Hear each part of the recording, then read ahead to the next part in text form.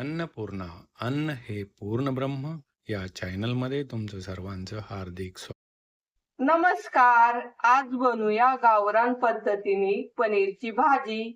कढईमध्ये ना थोडस तेल टाकून घ्यायचं आणि कांदा टाकून घ्यायचा. कांदा भाजून घ्यायचाय. कांदा भाजून झालाय. खोबरे भाजून घेऊ. त्याच्यातच लसूण भाजून घ्यायचा. मग एक आल्याचा तुकडा घेतलाय, तो पण भाजायचा. याच्यामध्ये धने भाजून घ्यायचे. एक टोमॅटो भाजून घ्यायचा. कोथिंबीर पण टाकून घ्यायची त्याच्यात. कोथिंबीरनी पण चव छान येते.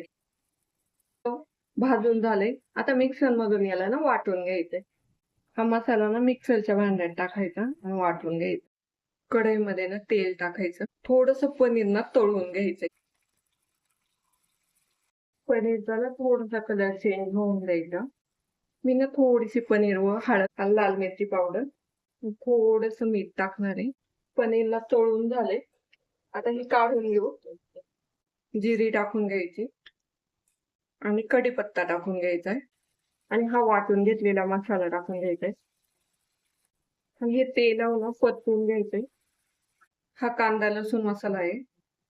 लाल मिरची पावडर टाकायची, हळद टाकायची, मीठ टाकून घ्यायचं आणि हे सगळं ना परतून घ्यायचंय. थोडस ना तेल सुटलं पाहिजे याला. झालंय. आता पाणी टाकून घेऊ. गरम मसाला टाकून घ्यायचा आणि हे मिक्स करायचं. 2 मिनिटं झाले.